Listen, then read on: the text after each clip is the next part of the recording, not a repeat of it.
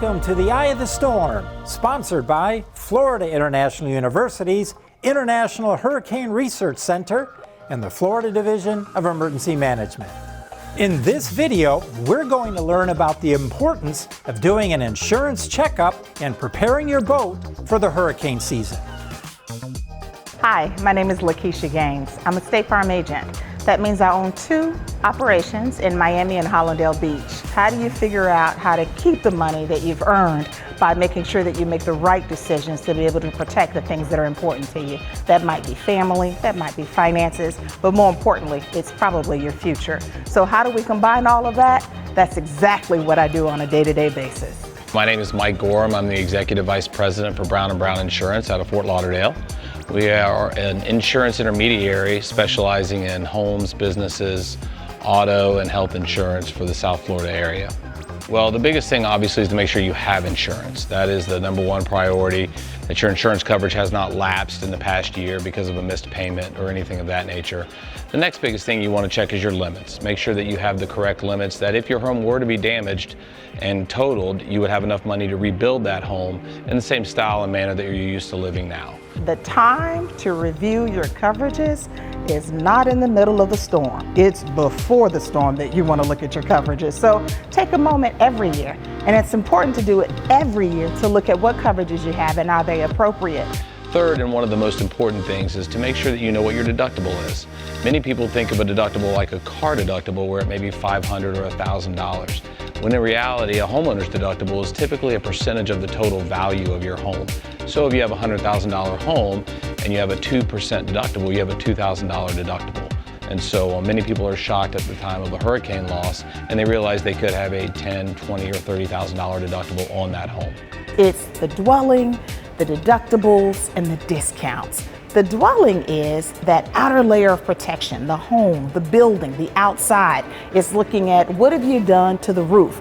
Are all the shingles on properly? Have you maintained your roof? Do you have a hurricane-proof roof? All of this can be determined by a licensed home wind inspector who will check how well the roof is tied down to the walls with metal hurricane straps. These straps help keep the roof on your home during a hurricane. What about the windows? Do you have shutters? Did you put the shutters up during the storm? The doors, do they open inward or outward? Are they up to code? The foundation, have you sealed the cracks? How have you maintained your home up into the hurricane date? What have you done to look at and make sure that you've gotten the maximum discounts when it comes to the dwelling? And those discounts could be anywhere from 30 to 80% of the premium. Flood is not typically part of an insurance program that is provided by a homeowner's company. Flood is almost always provided by the National Flood Insurance Company, which is backed by the federal government. Many times people have the misconception that if you're not in a flood zone, you don't need flood insurance. Now, the bank may not require it for a mortgage, but over 70% of flood claims happen outside of a flood zone. So just because you're not in a flood zone does not mean that your home can't be flooded. So many unfortunate surprises come when a home is flooded and they say, well, I don't have flood insurance, will my homeowners cover me?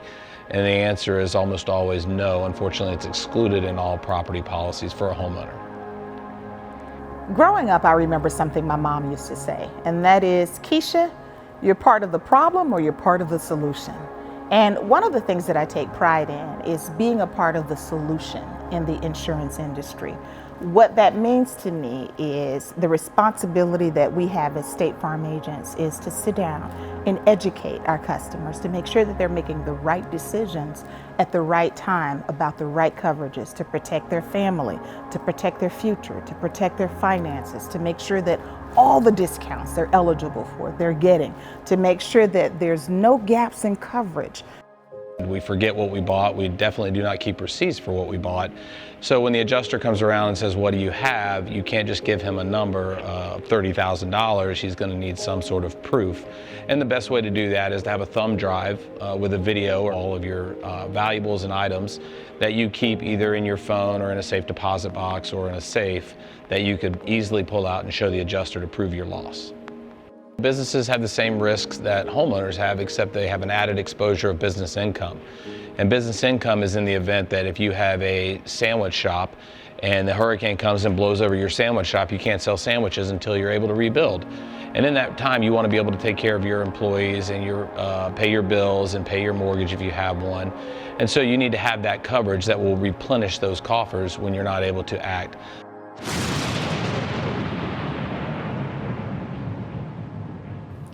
Hey, welcome back to the Brainstorm. We're here at the Museum of Discovery and Science. My name is Michael. Today we're going to talk about lightning.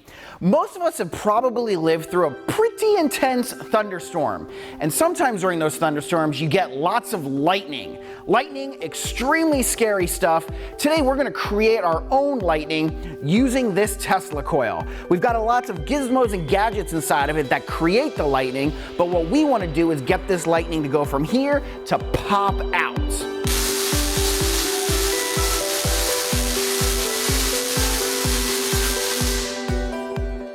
So for our experiment today, what we're gonna do is we're gonna create lightning. We're gonna have it arc from here to me. Now, if you're thinking about trying this at home, highly advise against it, although I really don't know how you would try this at home. Anyways, so the lightning is gonna arc from this Tesla coil to this bolt, which I'll be holding so that you can see and admire the sheer power of lightning. Perfect. So now we're going to turn this on and we're going to arc the lightning to us.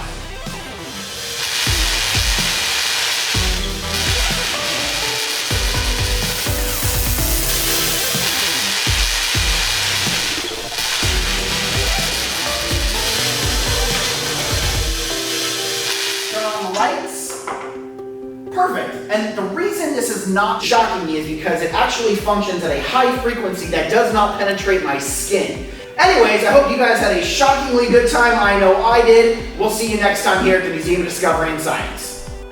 So there will always be a need for insurance, which is what makes for a great career. Every single person has to have it. I wanted to get into something that I could reward myself, but also help people. And there's been times in my career where I've delivered $1 million plus checks to people after a claim. And no one needs insurance until they need insurance. And no one likes insurance until they need insurance. So when you're able to deliver on the promise that you gave someone for years in a row and that check finally comes to the door when they need it most, that's what makes this a rewarding career. My name is Megan and I am the Marine Director at Pier 66 in Fort Lauderdale, Florida. When a vessel makes a reservation during the hurricane season, so June 1st until around November, we require that they give us their hurricane plan, which is the most important thing in boating. When you purchase a boat, whether it's a 200-foot boat or a 20-foot boat, you need to have a hurricane plan and you need to talk to your insurance company about that. The insurance company will tell you if it's an acceptable hurricane plan or an unacceptable hurricane plan. And that's what we ask at Pier 66. We ask for that proof of insurance, we ask for your hurricane plan, and we just ask that all the boaters remain safe because some insurance companies will not cover your vessel at Pier 66 depending on the size of it. Some of the options for smaller size vessels, you can either go up the river or haul out the boats. There are lots of ramps and launches right around here where you can haul out your vessel. If they require that you go up the river, because it's a vessel that you cannot haul out, you'll see there is a port call called Yankee. If that Yankee call is released to the vessels, that's when they lock down all the bridges in Fort Lauderdale. So you want to make sure that you haul out your boat or go up the river prior to that call because they will not open the bridges once they have that port call. So it's really important to keep an eye out and an ear out for the port calls. Pier 66, when you stay here, we do keep the vessels updated on all the calls, but you can go right on the website of the port and they have everything printed right there too. So Megan, boat planning, boat preparedness is so very important. So many things on a checklist to think about. And for example, right here, how you should properly tie up the boat. Yes, that's a big part during hurricane season. One thing that's really important to keep in mind too, if you're on a fixed dock during a hurricane, keeping in mind that there's going to be extreme tides during that period. Right now, you'll see that the lines are loose on this vessel and it's great for normal tides, But during a hurricane, you're going to have extreme highs and extreme lows, so you want to make sure that you have enough slack in your lines that the boat doesn't get stuck in the middle. It's also a great idea to make sure that you're tying not only to one side of the slip, but to the other side of the slip. So if you have off-dock pilings, you want to kind of, if you can, make sure the boat's kind of in the middle and has those slack lines so it can move up and down during the tide. So really, this whole issue, if you're going to have a boat, you need to be responsible, insurance, and have a plan. And have a plan, exactly. Having a plan is the number one thing. The second you buy a boat, you want to talk to your insurance company and give them your plan. They can even probably help you create that plan based on the size of the vessel. And it's really interesting how a plan is required, bottom line. It is. It really is required. All insurance companies will require to see that plan, and if a hurricane is coming your way, they're going to require that you either leave or haul the boat out depending on the size. Thank you for joining us for another Eye of the Storm here at the Museum of Discovery and Science. You know, preparing for the hurricane isn't all about battening down the hatches and putting up shutters. Insurance is a big part of what you need to do to prepare. Today, our friends at Brown & Brown and State Farm will talk us through insurance policies and how to prepare.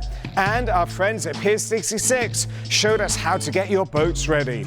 Again, as always, thank you to the Florida Division of Emergency Management for supporting the entire series and our partners on all of this. We couldn't do it without them. Florida International University's International Hurricane Research Center. See you next time for Eye of the Storm.